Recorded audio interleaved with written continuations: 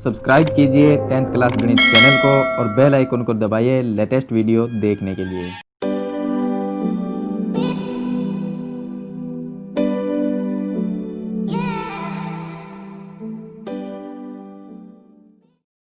Hello students, आज इस video में हम प्रमेय नंबर 11.13 है उसको सरल करेंगे, जहाँ पर हमें दिया गया है कि दो समरूप त्रिभुजों के क्षेत्रफल का अनुपात उनके संगत भुजाओं के वर्गों के अनुपात के समान होता है। इसका मतलब ये है कि जब हमारे पास में ये दो त्रिभुज समरूप है तो उनके जो क्षेत्रफल का अनुपात होगा वो उनके जो संगत भुजाएं होती हैं उनके वर्गों के अनुपात के बराबर होता है। तो ये चीज़ हमें इसमें सिद्ध करनी है। सबसे पहले हम यहाँ पर लिखेंगे कि दिया है दो त्रिभुज दिए गए हैं, पहला है ए बी सी, दूसरा है डी ई एफ, दोनों ही समरूप है। तो यहाँ पर हम लिखेंगे त्रिभुज ए बी सी समरूप है त्रिभुज डी ई एफ। उसके बाद में यहाँ पर लिखना है आपको सिद्ध हमें करना है, जहाँ पर हम लिखेंगे एरिया ऑफ त्रिभुज ए बी सी, यानी कि ए बी सी का क्षेत्रफल, और इसके बट्टे में लिखना है एरिया ऑफ त्रिभुज डी ई एफ। तो ए बी सी का क्षेत्रफल हो गया और इसके बट्टे में डी एफ, यानी दोनों का जो अनुपात है वो बराबर होता है संगत भुजाओं के वर्गों के। तो संगत भुजा ए बी के बट्टे में लिखनी है आपको डी ई। तो ए बी, अब इसमें वर्गों का दिया गया तो ए बी का स्क्वायर बटे डी ई का स्क्वायर, और बराबर में ये बी सी है, इसके बट्टे में आएगी ई एफ। तो यहाँ पर हमें लिखेंगे बी सी का स्क्वायर बटे ई एफ का स्क्वायर, और बराबर में लिखना है ए सी के बट्टे में डी एफ। तो ए सी स्क्वायर बटे डी एफ स्क्वायर। तो ये चीज़ हमें सिद्ध करनी है। अब इसमें एक हमने रचना की है। रचना में हमने क्या किया है कि बी सी पे जो ए एल है ये मैंने इस पर लंब है, तो बी सी के ऊपर ए एल लंब है, इसी तरह से ई एफ के ऊपर डी एम है, वो एक लंब है, और जहाँ पर लंब होता है वहाँ पर 90 डिग्री का कोण बनता है।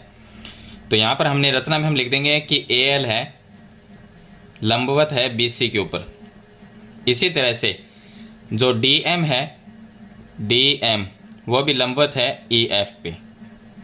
तो ये लंबवत हो जाएगा ई एफ पे। अब इसकी उत्पत्ति की बात करते हैं।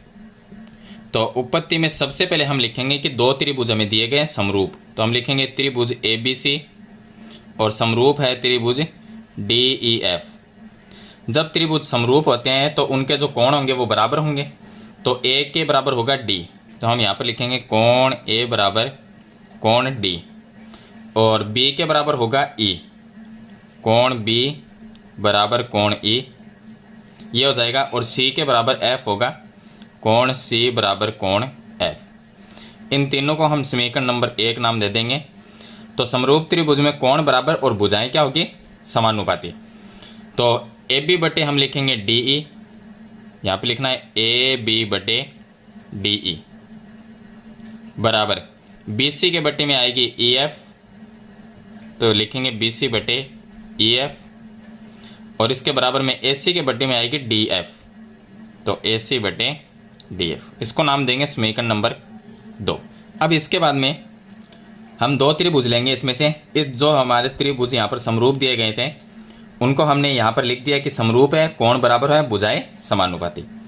चलिए, अब उसके बाद में दो त्रिभुज इसमें से लेने। एक तो ये त्रिभुज लेना है इस साइड वाला, और एक ये त्रिभुज लेने, इसका नाम होगा ए एल बी, और ये होगा डी एम ई। ये दो त्रिभुज लेने हैं। तो पहला ये हो गया, तो यहाँ पे लिखेंगे अब त्रिभुज ए एल बी व दूसरा जो त्रिभुज है डी एम ई, तो इसको लिखेंगे डी एम ई से।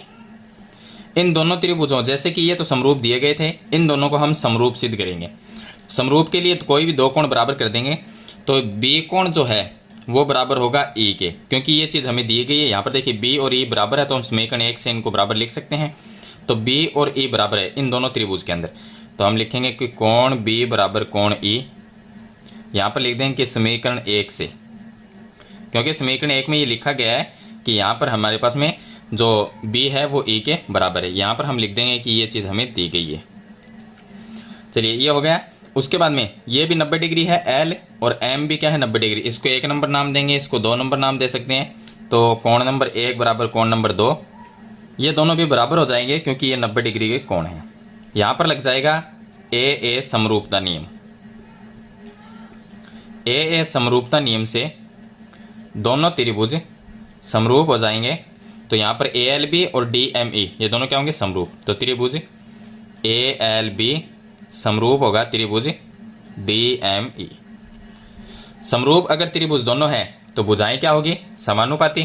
तो यहाँ पर हम लिख सकते हैं कि AB के बट्टे में, देखिए इस त्रिभुज में और इस त्रिभुज में ध्यान रखना है आपको कि AB के बट्टे में DE लिख सकते हैं। तो यहाँ पर हम लिखेंगे कि AB बटे DE और बराबर में BL के बट्टे में EM लिख सकते हैं। लेकिन यहाँ पर ये जो भुजाएं हैं वो कोई काम नहीं आएगी, क्योंकि छोटे जो त्रिभुज जो हमने अभी लिए हैं उस त्रिभुज में BL और DM है, लेकिन बड़े त्रिभुज में कोई भुजा नहीं है। तो हम क्या करेंगे, यहाँ पर AL और DM लेंगे। तो AL के बट्टे में आ जाएगी DM, तो AL बटे DM, क्योंकि AL और DM ये त्रिभुज की ऊंचाई भी है। तो यहाँ पर अगर हमें एरिया निकालना है यहाँ पर कि दोनों का क्षेत्रफल का जो अनुपात है, तो क्षेत्रफल निकालने के लिए त्रिभुज का क्षेत्रफल होता है 1/2 गुणा आधार गुणा ऊंचाई होता है। तो उसको हम काम में लेंगे जहाँ पर ऊंचाई AL होगी और इसमें DM होगी। तो ये हमने लिख दिया कि भुजाएं समानुपाती है। इसको नाम दे सकते हैं हम समीकरण नंबर 3 नाम दे सकते हैं। अब यहाँ पर देखिए, एक तो समीकरण 2 है हमारे पास में, एक समीकरण 3 है। AB बटे DE इसके बराबर है, यहाँ पर AB बटे DE इन सभी के बराबर है। तो इसका मतलब ये सभी चीज़ें क्या हो गई, बराबर हो गई। तो AL बटे DM है वो इन तीनों के बराबर हो गया, क्योंकि AL बटे DM AB बटे DE के बराबर है। इसका मतलब AB बटे DE इनके बराबर है, तो ये AL बटे DM इन तीनों के बराबर हो गया। तो हम लिखेंगे कि समीकरण 2 और 3 से, तो यहाँ पर लिखेंगे समीकरण 2 व 3 से। 2 व 3 से ये सभी चीज़ें बराबर, 3 चीज़ ये हो गई और 1 ये हो गई, ये चारों चीज़ है वो बराबर हो गई। तो हम लिखेंगे कि AB बटे DE बराबर BC बटे EF बराबर हो जाएगा AC बटे DF और बराबर ये AL बटे DM, AL बटे DM। इसको नाम दे देंगे समीकरण नंबर 4। अब हम निकालेंगे इसका क्षेत्रफल का अनुपात। अगर लिखें तो यहाँ पर हम पहला जो त्रिभुज है वो ABC और दूसरा है DEF। तो यहाँ पर अगर हम लिखें कि एरिया ऑफ त्रिभुज ABC और एरिया ऑफ त्रिभुज DEF, ये जो दोनों त्रिभुज है क्षेत्रफल क्या होगा इनका, 1/2 गुणा ABC का आधार गुणा ऊंचाई होता है। तो ABC का आधार क्या है, BC है, आधार नीचे वाली भुजा होती है, तो हो गया BC गुणा ऊंचाई, आधार गुणा ऊंचाई, ऊंचाई इसकी AL है तो हम लेंगे AL बटे में। इसी तरह से DF में 1/2 गुणा इसका आधार EF हो जाएगा और गुणा में ऊंचाई इसकी DM हो जाएगी। यहाँ से 1/2 से 1/2 कैंसिल हो गए, ये साथ में रहेगा। चलिए मैं बराबर में लिख लेता हूँ, इसको लास्ट में लिख लेंगे। BC के बट्टे में EF लिख सकते हैं, तो ये आ गया BC बटे EF और बीच में गुणा का चिन्ह लगाएंगे क्योंकि ऊपर भी गुणा है नीचे भी। AL बटे DM हो गया, AL बटे DM। अब देखिए कि यहाँ पर जो है समीकरण 2 या समीकरण 4 में देखिए AL बटे DM की जगह हम इनमें से कोई भी चीज़ लिख सकते हैं, क्योंकि AL बटे DM इन तीनों के बराबर है तो कोई भी लिख सकते हैं। लेकिन यहाँ पर क्या लिखनी, BC बटे EF है, तो यहाँ से भी BC बटे EF ही लिखेंगे। AL बटे DM की जगह BC बटे EF लिखेंगे। तो हमने यहाँ पर लिखेंगे कि समीकरण 4 से ये BC बटे EF है और गुणा में AL बटे DM की जगह भी BC बटे EF ही लिखेंगे। यहाँ पर BC को BC से गुणा किया, यह आ जाएगा BC का स्क्वायर, EF गुणा EF हो जाएगा EF स्क्वायर, यानी कि BC बटे EF। देखिए BC बटे EF ये आ गया, जो संगत भुजाएं हैं उनके वर्गों का अनुपात हो गया ये। इसी तरह से हम निकाल सकते हैं AB बटे, ये जो AB बटे DE है इसको भी निकाल सकते हैं। AB बटे DE का स्क्वायर हो जाएगा, यानी वर्गों का अनुपात हो जाएगा। AC का भी इस तरह से AC बटे DF का भी निकाल सकते हैं। तो यहाँ पर हम ज़्यादा आपको लिखना नहीं, इसके नीचे हम लिखेंगे इसी प्रकार।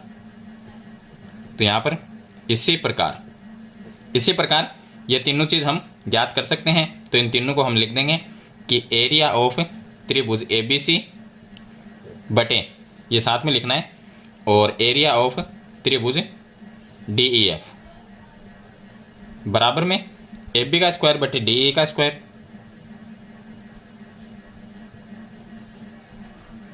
और इसके बराबर में BC और EF है जो हमने यहाँ पर ज्ञात किया वो लिख देंगे कि BC का स्क्वायर बटे EF का स्क्वायर बराबर AC बटे DF।